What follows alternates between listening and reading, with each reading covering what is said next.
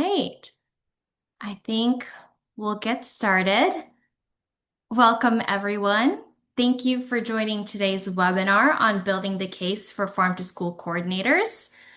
My name is Trisha Bautista. I'm a programs director at the National Farm to School Network based in the ancestral lands of the Potawatomi people in what we now call Chicago. Please take some time to introduce yourself in the chat. Share your name, where you're calling in from, your school or your organization, and something fun. So maybe something that energizes you about farm to school work. I can't see the chat yet, but yeah, please introduce yourselves in the chat. So I'm so excited to be kicking off this webinar where you all will hear about our Farm to School Coordinators Community of Practice project, key findings from a research study that was conducted in partnership with Colorado State University's Institute for Research in the Social Sciences, or IRIS, and overall celebrate the collective learning that happened in this collaboration. Next slide.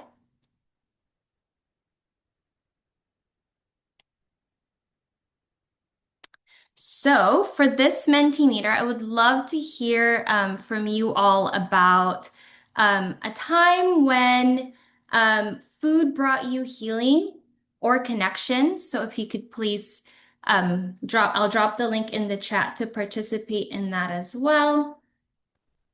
Love to get to know a little bit more of our folks in the room today. Let me put this in the chat.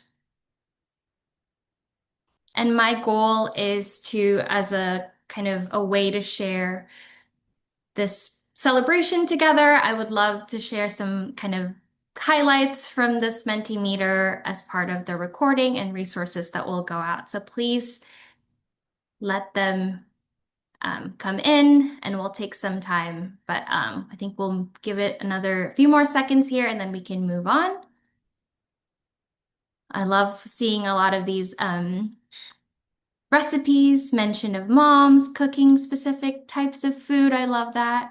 Cooking with family and community. Growing food together in a garden. I love it. Thank you. Please keep them coming. From here, we'll move on to and then we can go to the next slide. So just a little bit about our plan for today. You all are going to hear about the project, so the Community of Practice Farm to School Coordinators project. Again, hear findings from our research, and then hear directly from our Farm to School Coordinators Community of Practice members. Next slide. So just to ground us a little bit about what this project is. So the Farm to School Coordinators project was funded by the 2023 Patrick Leahy Farm to School Grant and Lifetime Foundation. The project aimed to build case for scaling up farm to school implementation by establishing more farm to school coordinator positions across the country. And as part of this effort, we also conducted research and developed corresponding evidence-based resources that can support school communities like yourselves advocate for a farm to school coordinator position. Next slide. The project really consisted of two sets of participants. We had the community of practice, who again you will be meeting today. The community of practice members consisted of existing farm to school coordinators, where we focused a lot on peer learning and co-creating resources that can help the growing movement.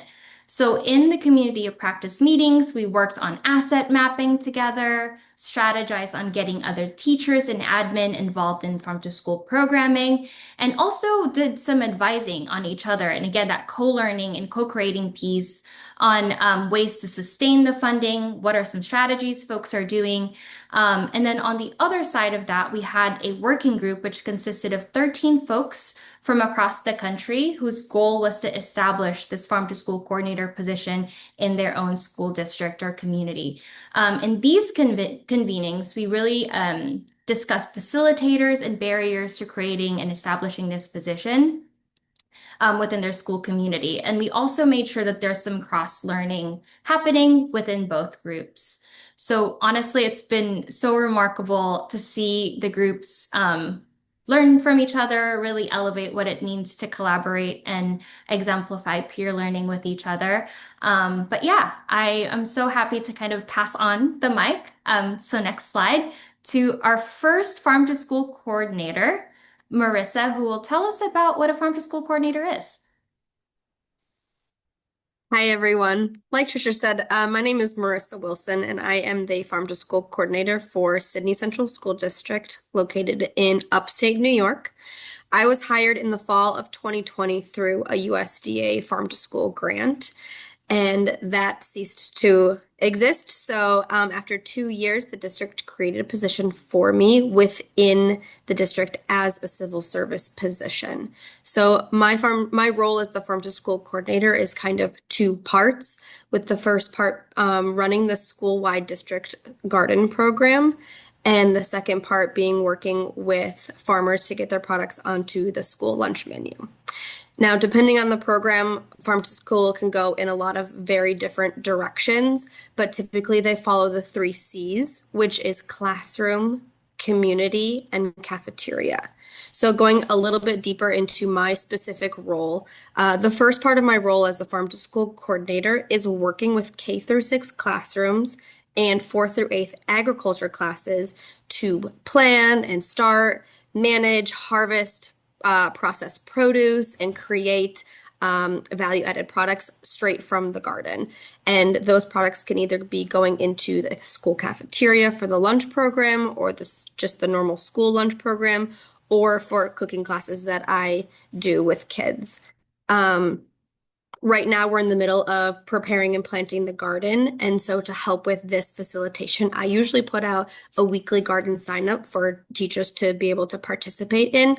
And this takes a little bit of the back and forth planning off of my to-do list and puts the autonomy on them. And then during the winter months, I focus on pushing into classrooms to provide hands-on gardening and cooking activities. In collaboration with a local nonprofit in our area, Rural Health Network, we coordinate monthly taste tests for the entire district, so K-12. Every year is a different theme, and this year's theme is fresh smoothies. We actually had our last taste test of the school year yesterday and Monday, where we got to try a strawberry green tea smoothie, and 84% of the students who tried the smoothie liked it, which is pretty great. And then the second part of my role as a farm to school coordinator is working directly with farms, food hubs, and various distributors to procure their products onto the school lunch menu. So the reason behind this push is not just because we strive to support our New York State farmers, while providing our students with the top quality foods. But it's also because New York State has a financial incentive program called the 30% New York State Initiative. And this program states that if you spend 30% of your school lunch budget on New York State food, you'll get an extra 19 cents per plate reimbursement. So Sydney has successfully participated in this program for the last 3 years, and we are going for it again. And together with the Rural Health Network as well, we are able to showcase 16 local lunch menus every year. And next year, with the help of a New York State Ag and Markets grant, we're able to up that number to 18. So this program is continually growing, which is beautiful to see. And then lastly, as I mentioned earlier, farm to school programs can look different depending on the school, depending on the classes, the person who's running it, and specifically my role within Sydney. It's funded through the school district's general fund. And I also have my own budget to work with for materials such as buying extra soil or lumber to build up beds. And in my work, I always strive to connect those three C's of farm to school, which is classroom, community, and cafeteria. And I will pass it back to Trisha. Thank you so much, Marissa. Yes, the three C's. Now, I'm so excited to segue into now that we know a little bit more about the Farm to School Coordinator project and then grounded us about what a Farm to School Coordinator position could be. I'm happy to pass on the mic to our collaborators from Colorado State University, who's going to share a little bit about the research findings from our study together. Rachel, pass it on to you. All right, thanks so much, Trisha. Hi, everyone. My name is Rachel Layhoff, and I'm a Senior Project Manager and Research Associate as Trisha mentioned, at the Institute for Research in the Social Sciences at Colorado State University. I'm calling in from beautiful Fort Collins, Colorado. And I'm joined today by my colleague, Christina Herman. She's a project analyst at IRIS, and she'll be presenting the second half of our slides today. I wanted to start by just giving a little bit of, we're not quite ready to, thank you. So I wanted to start by giving just a little bit of background on our project. So our institute partnered with the National Farm to School Network to conduct a mixed methods research project that explored the overall landscape of farm to school coordination in the United States, and then also looked at the impact specifically of farm to school coordinators in farm to school programming. So today, what we're really going to be focusing, Christina and I, on our slides, is that second overall objective of the impact of farm to school coordinators on farm to school programming. So just a little bit on the methodology. The study involved interviews with 12 participants, and this included 8 community of practice members who are with us today, and then also 4 working group members, all of whom were brought together by the National Farm to School Network as part of this project. Our study also involved a survey of 153 individuals, and these were folks around the United States that identified as the primary person coordinating farm to school at their education site or at a education site. 45 of those survey participants were farm to school coordinators specifically. So the survey sample represented individuals across 37 states and territories. And the findings that we're going to be sharing today are a result of this study. And we're going to be comparing numbers from the survey and specifically from the farm to school coordinator respondents with results from the 2023 farm to school census. We also have some quotes in our slides today, and these are all from interviewees who were community of practice members. And we can go ahead and move on to the next slide. Thank you. Okay, excellent. So I'm going to start out with some sort of big picture findings before we get into the 3 pillars of farm to school. So first, in examining the survey findings in comparison to those census numbers that I mentioned, we found that farm to school coordinators reported higher participation in farm to school activities across all grade level categories as compared to those national numbers of all school food authorities or SFAs, according to the census. So if I can just direct your attention to the chart on the right-hand side, you can see that our coordinator numbers from the survey are represented by the yellow bar, and the census numbers are nested below that in this sort of light blue bar. So the largest difference, as we can see in the chart here, in numbers was in elementary grades, where farm to school coordinators reported participation was 39 percentage points higher than the national average. The second largest difference that we saw was in middle school and junior high grades, so that second to last cluster of bars, where farm to school coordinator participation numbers were 25% higher. And then finally, in those pre-kindergarten and younger at the top, as well as those high school numbers at the bottom, both were 18 percentage points higher at farm to school coordination sites in comparison to those to the national average numbers. And then we can pop on to the next slide. Okay, great, thanks. So the next thing we're going to look at on this slide here is the difference between farm to school coordinator sites, again, as reported in our survey in comparison to the census numbers. And we're looking at some specific programmatic elements of farm to school here. So just broadly speaking, farm to school coordinator survey respondents reported higher numbers or higher rates of activity implementation across all of the measured areas that we measured in our survey in comparison to those national average numbers of all SFAs. And our survey looked at 14 different metrics. So again, looking at this chart specifically, we highlighted 5 different metrics here to examine some of those gaps between the coordinator reported numbers and the census numbers. So in looking at those gaps between the coordinator numbers, which again are in yellow, and the national numbers, we can see starting at the top of the chart that farm to school coordinators reported numbers that were 21 percentage points higher than the national average for serving local or regional food. And then if we bop down to that second category on the chart, the numbers were 64 percentage points higher for conducting taste tests or cooking demos. And then the next one is 58% difference. They were 58% higher for promoting local foods through themed or branded promotions. And this included Harvest of the Month and other promotions like that. And they were 64% higher, percentage points higher at coordinator sites for celebrating the National Farm to School Month. And then lastly, that bottom little cluster of the chart, the numbers were 61 percentage points higher for generating media coverage of local food at coordinator sites. So as we can see across all 5 of these categories, coordinators were reporting higher numbers than the national average by 58 percentage points or more in each of these 5 categories. And then if we could go on to the next slide.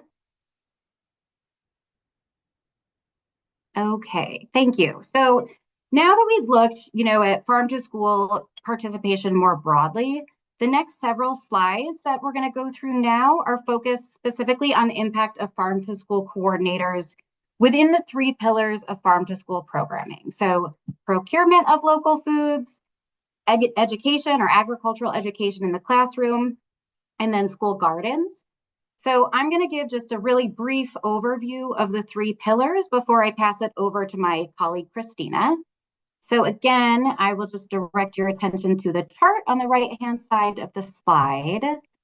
So across all 3 pillars, as you can see in the chart here with those yellow bars as opposed to the light blue bars, sites with farm to school coordinators reported higher rates of participation than the national average of all SFAs. And then again, this is of course according to the census. So diving a little deeper in related to procurement of local or regional foods, that top cluster in the chart, 84% of farm to school coordinators reported procuring local or regional foods in comparison to 55% of SFAs. So both of those numbers are pretty high, which is great.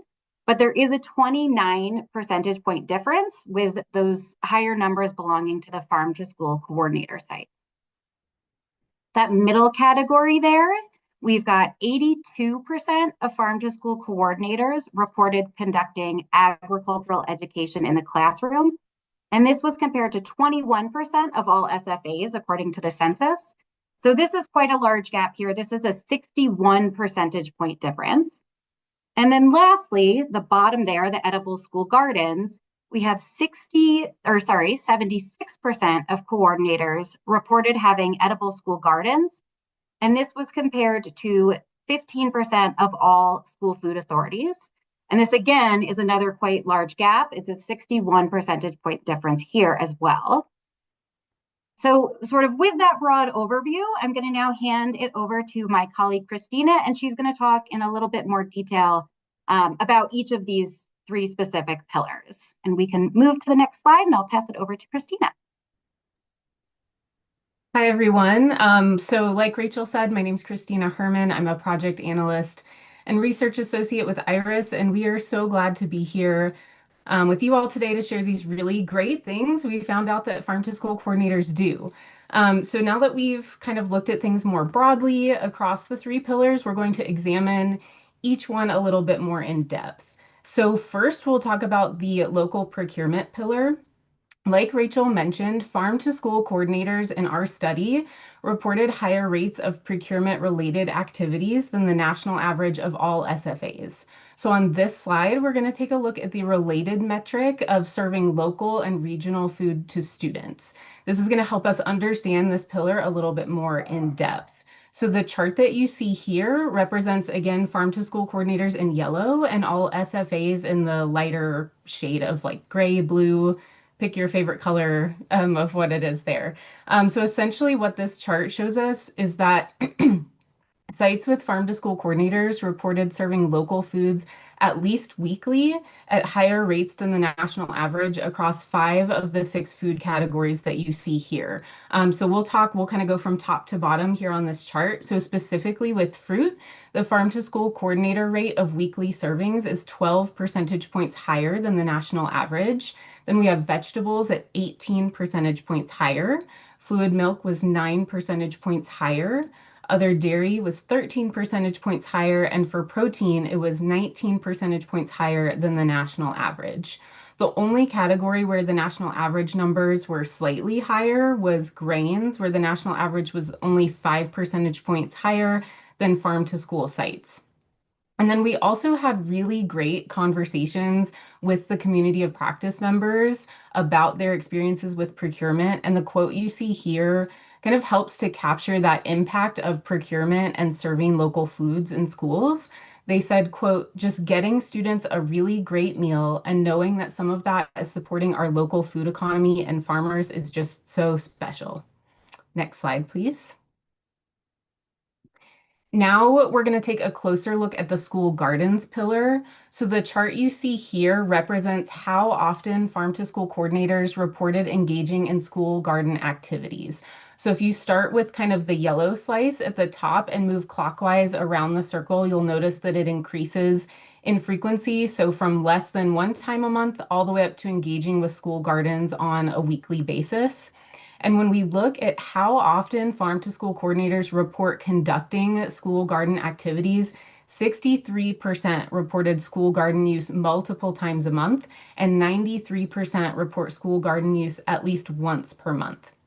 I also want to reiterate one of the findings from Rachel's earlier slides, which was that 76% of farm to school coordinators reported having an edible school garden compared to only 15% of the national average of SFAs. And then we also included another really great quote here about school gardens from a COP member on this slide. They said, quote, I think with public education, there's lots of pros and cons in that it's really hard to be able to work this stuff into the curriculum. But finding ways where we can meet the educational standards, but also have an experiential learning opportunity in the garden is just a nice brain shift. Next slide, please. And then finally, we'll take a closer look at the education pillar and specifically as it relates to agriculture, food, health, and nutrition. So similarly to the previous slide, the chart you see here represents the frequency with which farm to school coordinators are engaging in agriculture education in classrooms, starting with the least frequent, so our yellow slice of the pie at less than 1 time per month, and then moving clockwise up to the most frequent, which was 1 or more times per week. When we look at how often this type of education is taking place, we can see that about half of the farm to school coordinators reported conducting agriculture education multiple times a month, and 84% reported engaging in these activities at least once per month. I'd also like to reiterate our finding from earlier that 82% of farm to school coordinators reported conducting agricultural education in the classroom as compared to 21% of all SFAs. And then finally, we have a quote from a farm to school coordinator here that really nicely sums up agricultural education and the connections that it can create for students. They said, quote, on the farm to school side is obviously local procurement, working with local farms and farmers to really pull in produce, meat, and grains and put that on our menu. Working with them, bringing them into classrooms to share agricultural education and connect those farmers back to students. Next slide. Now, to kind of bring us full circle and really wrap up the impact of these findings, we asked the interviewees for this project, both our community of practice and working group members, what has been or what would be the most helpful in terms of establishing and advocating for a farm to school coordinator role. And those responses kind of fell into one of three main categories, which you see here. So the first one is define. For the define category, interviewees said that defining required skill sets, providing guidelines for best practices, and seeking resources for effective role evaluation would be the most helpful. Next is the support category. Interviewees said that setting clear goals and expectations surrounding implementation and coordinator authority would help to streamline the development and implementation of farm to school programming. And then finally, sustain. So for the sustain category, interviewees said that working toward a district-funded position that is less reliant on federal and local funding sources would help to ensure stability for the role and the program overall. They also noted that starting small and creating part-time district-funded positions could be a stepping stone toward that long-term success and stability. We have been really excited by these findings and hope that they can help in these really important efforts to establish and advocate for full-time farm to school coordinator roles. So thank you all so much for your time today, for allowing us to share this with you. And I'll now turn it back over to Tricia for our next part. Thank you so much, Christina and Rachel. It has been such a delight to work with you all on this project and really energizing to see these stories and data findings that can support, us at the National Farm to School Network. We have heard lots of anecdotal stories about how important it is to have a farm to school coordinators in schools to really ensure the comprehensive implementation of farm to school programs. So it's really energizing to see all these data and quotes to help back that up. So thank you so much for that information. Next slide. We're now going to hear from two more farm to school coordinators, Rebecca and Maddie, to talk a little bit more about the benefits of having farm to school coordinators from their own perspective. So I'm going to pass it on to, next slide, I'm going to pass it on to Maddie to start us off. Hi, everyone. Thanks, Trisha. My name is Madison Taylor, and I am the Farm to School Coordinator at Minneapolis Public Schools in Minneapolis, Minnesota.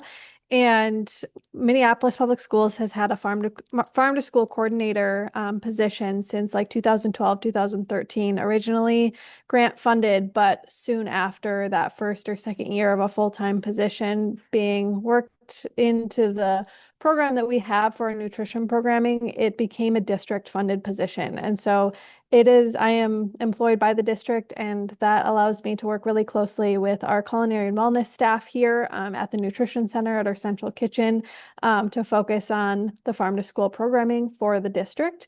What I'm going to talk about specifically is local and regional food systems and how farm to school programs and farm to school coordinators can support these local and regional food systems that our schools and communities are based in. As discussed, one of the main pillars of farm to school is local procurement. And so working and sourcing from small and mid-sized farmers and local food organizations in our communities, sourcing proteins, beans, grains, and produce and dairy products is a great way to bring in those local products, put them on our menu, share those products with our students, but also really pour into the communities that we're based in, specifically through our local farmers and food organizations. By purchasing those products from them, we're helping to support our local food economy, supporting our local communities and those families and those farmers. And then in turn, just invigorating our local food economy and also supporting the environment. So a lot of these farmers that we tend to work with when it comes to local procurement are using sustainable production methods, helping to regenerate the soil, focus on water health and air quality with their production methods. And then we're sourcing really awesome products from them to use in our nutrition program. But in turn, we are able to support these farmers, farm businesses, and creating a community of support through farm to school local procurement. And then obviously, as we talked about, having a farm to school coordinator also helps to really have a comprehensive program. So with all of the moving pieces of the pillars and the 3 C's, having a dedicated person to be working with the nutrition staff, with educators, administrators, different schools, all the visions and projects that come into play, farm to school coordinators are leading that charge, and we're able to take that on because it is a lot of different moving pieces, and it helps to support the programming long term, in the future, and as things change within a district, whether that be teachers or funding, this person is able to kind of support that long-term vision and all the different moving pieces of farm to school coordination. So that's kind of just one key piece of having a farm to school coordinator, is really focusing on those local farmers and our regional food systems. And now I'll pass it over to Rebecca to talk about her piece. Hi, everybody. I'm Rebecca Henriksen, she, her pronouns. I'm from Schenectady City School District. We're a district of about 10,000 students in New York State, a highly diverse community.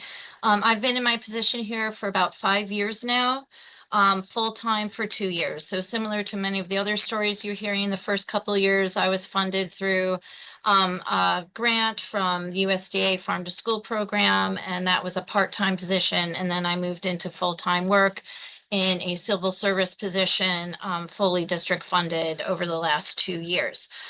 So I'm here to talk about nourishment and interconnectedness. I think essentially at its heart, farm to school work is about nourishing communities. It's about nourishing our children, both mentally and physically, so that they can flourish. And of course, a nourished overall community, whether it's their families, the farmers, every member, that means everyone flourishes, everyone succeeds. Having a farm to school coordinator in place really helps make all those connections. So I run a lot of events that our students are showcased in, and whether it's a maple sugaring program, we're on 5 campuses, we tap trees and do a tap to table experience for our students. And then I invite the larger community in and their families for the students to teach them how to tap trees and have them taste syrup, etc. We are implementing a program where family members come in and help with the garden education work and do culturally relevant recipes and growing techniques that they're bringing in from their own countries. And all of this has the benefit of really keeping students and families highly connected and engaged in their school buildings and in the district, which I think all administrators really appreciate. It also really ensures that students throughout the district are having the same experiences rather than leading it up to an individual teacher or an individual building, so that student's lucky enough to get it there, but what about everyone else? And it really keeps the wider community highly connected and supportive and interested in what is going on in the district. And again, all of this really leads to physical, emotional, mental flourishing of students and the wider community, while all, of course, supporting local farmers. And there's nothing local farmers love more than seeing a kid eat the food that they raised. It gives them, motivation, just like it gives us as educators motivation to keep on going. And so I will now pass this on to the next person.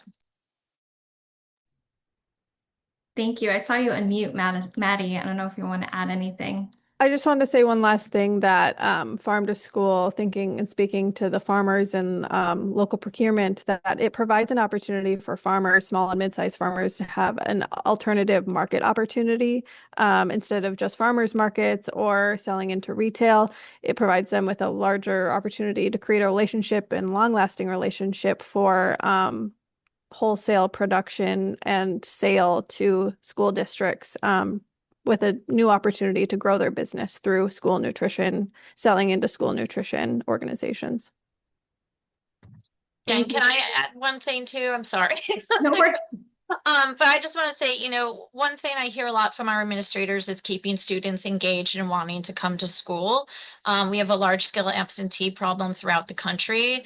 It's really become a focus of education, public education. And I'm just going to say that this kind of program and having a coordinator to implement keeps students engaged and wanting to come to school, right? These are the experiences they're looking for.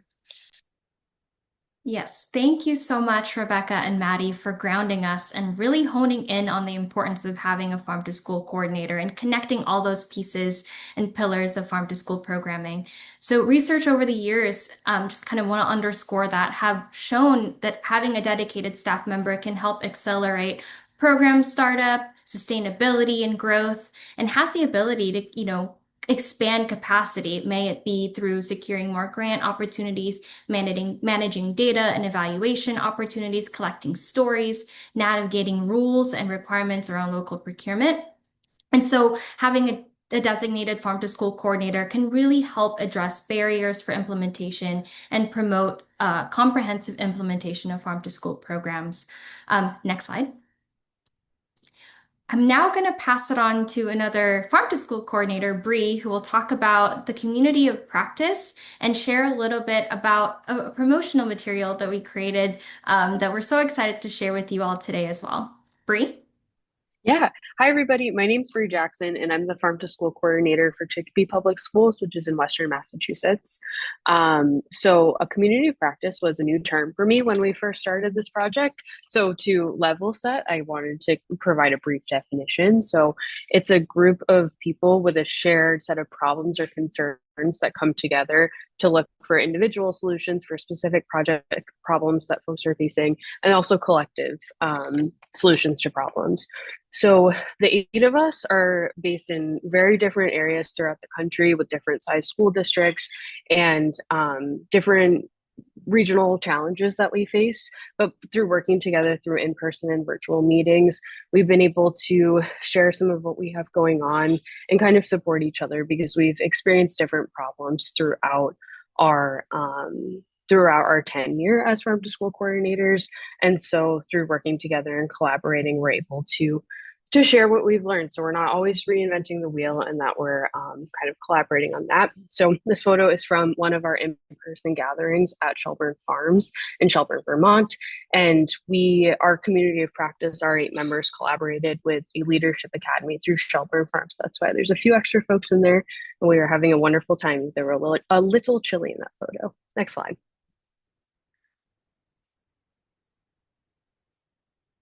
So we did 2 in-person gatherings over the 14 months of our community of practice. And so this is a video that we took at our most recent gathering in North Carolina at Horseshoe Farm. And this will talk a bit about some of our whys for the work that we do as farm to school coordinators.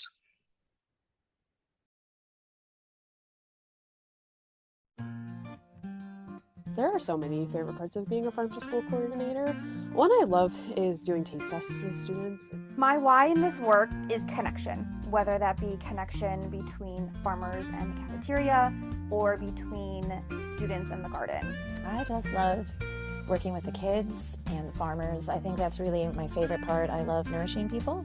It's a very unique role being a farm to school coordinator. So being part of this group has been just inspiring to be able to bounce off with other coordinators that are in this specific unique role. National Farm to School Network Community Practice because it provides me with a community To just connect with those other folks that are trying to solve the same problems or bring the same programs to the kids is invaluable. I love that I get to be part of something really special. Through Farm to School, we sit in this really special spot where we get to focus on the community that we are placed in, that the school district is placed in by supporting the farmers in our community and then feeding those students and families.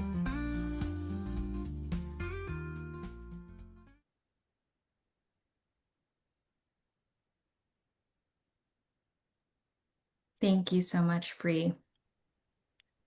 It's really exciting to see that video come together, really inspiring. If we're not already exemplifying the power of collaboration just through this webinar, because I'm about to pass it on to our next speaker, Angie from Lifetime Foundation, I just want to kind of emphasize how important it is to make this work happen. We can't do it alone. And this whole thing came to be through collaboration with the community of practice, working group folks, research partners from Colorado State. And now I'm going to pass on the mic to Angie Chuck to talk a little bit about a resource that folks can use as part of this effort too. Angie, next slide. Yeah, thank you very much. So my name is Angie Check, and I am a registered dietitian with the Lifetime Foundation. The Lifetime Foundation is a non-for-profit organization that has three pillars: youth movement, healthy planet, and youth nutrition, where we support schools to serve the most nourishing food possible. I'm excited to be here today to share about two resources that we have actually to help school districts. So the first resource on this page is the Ingredient Guide for Better School Food Purchasing. This is a tool that was created by school districts for school districts. This guide is a resource for school food leaders and also manufacturers who are committed to improving the overall quality and nutritional value of food provided in every school. So it highlights unwanted ingredients to eliminate and those to watch out for as new food products are developed and others are modified. So on the left here, we have the unwanted ingredients. And these are what we say are not acceptable at any level in any newly developed products and should be eliminated over time from existing products. And on the right side are watch ingredients. These have the potential to be overused. These ingredients can be a red flag since they're frequently overused. They're common in foods of lower nutritional quality and really tend to indicate a highly processed food. I'll just note that Lifetime Foundation doesn't own this guide. Rather, it's owned by a work group that's made up of school districts and nonprofits. And the science is provided by the Center for the Science and the Public Interest. And this will lead me into our next tool. Next slide, please. So in 2021, the Lifetime Foundation took this guide and we created an ingredient analysis software that would automatically analyze school districts' products for those ingredients of concern. So how it works is we upload a spreadsheet, typically like a velocity report, of all the school's products into Green Onion, and it automatically analyzes each product for that ingredient of concern. It identifies ingredients and classifies it as an unwanted or a watch product based on that ingredient guide that I showed you. We are connected to the GDSN, which is the global database of products. So we have the most current and up-to-date information on manufacturers' products. And in addition to ingredient analysis, there are a few other features of the software, including a shopping area to search for new products and also an allergen analysis that schools can use to check for potential allergens in their products. With all the current legislation happening around the country surrounding artificial colors and preservatives, Green Onion can really be a helpful tool for school districts. And I'll reiterate, this is a free resource for any school district in the country wanting an account. You can email me at the email address on the screen to get started. I'll also drop a couple links to the ingredient guide and Green Onion in the chat. Thank you. Thank you, Angie. My name is Sunny Baker, she, her pronouns. I'm the Senior Director of Programs and Policy at the National Farm to School Network. And next slide, Jiyun. Yeah, so what incredible results of this research and this partnership with Lifetime Foundation and the USDA. We want to be sure that you have all this information for going to pitch your school districts for farm to school coordinator positions. And so we have put together some resources. These are fresh on the website. Y'all are the first group getting to see them. So that's what you get for showing up to this webinar that you registered for and watching it live, is that y'all get to be the first people to find those little bitty errors that we made and send us emails that we put a comma where it shouldn't be, that sort of thing. Just kidding. These are such a labor of love. We're so grateful to the team at Iris for doing this research and showing us these really awesome results that we are so proud of, and things that we knew inherently, that farm to school coordinators mean more local food in cafeterias and on cafeteria trays, more activities happening in school gardens, and just that deepening of connection between children and where their food comes from, and new markets for farmers. We knew all of that. Now we have this great research to back it up. So You can find the results of that study in this impact to visual guide. The QR code is here, and Trisha linked it for us. Thanks, Trisha.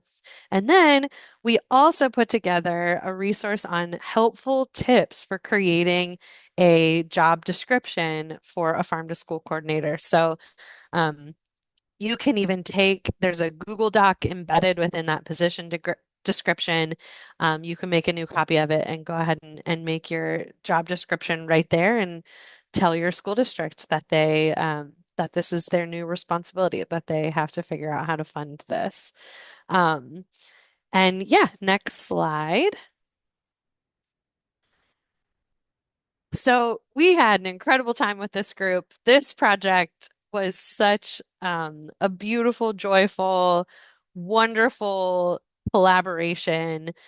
We really want to figure out how to continue this work. So we know that we will continue to connect this current community of practice of friends and colleagues with one another.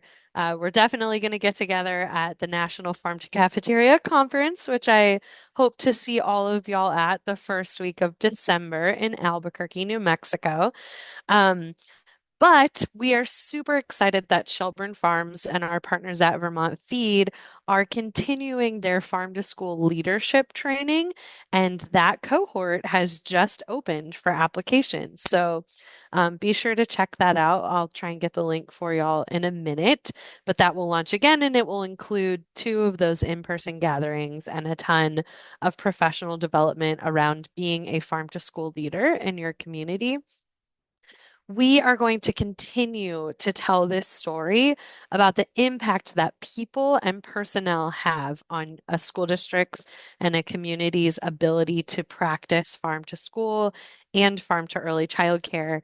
So we will continue to spread that word and get out some of this great research, and continue to identify new ways to expand upon the research. It is also our hope to open up to another cohort. So we are working on generating resources to be able to do that right now. But this project turned out, it was one of those things that just like turned out as designed. It was so beautiful. It was so wonderful to have this space. I myself was a farm to school coordinator at the Oxford School District in Mississippi early in my career, and it's a really lonesome job because you cross all these departments. You're working with curriculum and food service, and then farmers, and then kids and teachers. So to have had this space for these coordinators to connect with one another across the country over Zoom, but also that in-person time. And we did like a little bit of pampering at that in-person time too. We had some excellent meals in Vermont and North Carolina to help celebrate these people who are doing such hard work in their communities to really see this food systems change that we know is possible. So next slide. These are our people. Was that initial group. So grateful to have had the chance to get to know these coordinators better and the rest of the leaders that participated in the Farm to School Leadership Summit.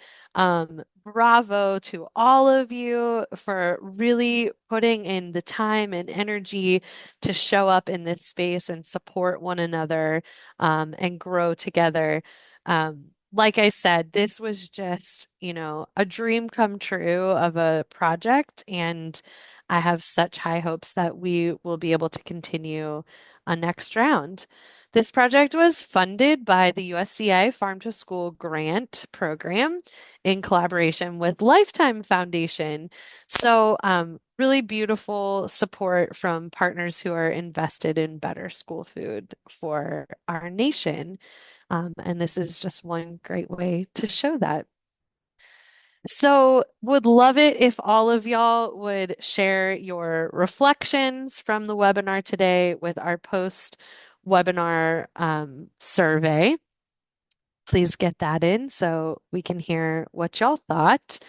And otherwise, we are going to get to stick around to chat with some of these coordinators. There were some really good questions in the chat. So if you have a little bit of time and you want to stick around and ask some questions of our coordinators, June, actually, could you go to the next slide? So yeah, go ahead and stick around. And also, once again, would love to see y'all in December at the National Farm to Cafeteria Conference. Scholarships and registration will be opening really soon. And please, if you're not already, join National Farm to School Network as a partner. It is free to join, and you'll be connected in with all these incredible organizations from across the country working towards farm to school and farm to ECE for every kid in this country. Trisha, anything else to add here? No, just thank you to everyone for joining, and I hope you stick around for an informal chat with our farm to school coordinators and research folks who can stick around too. Thank you.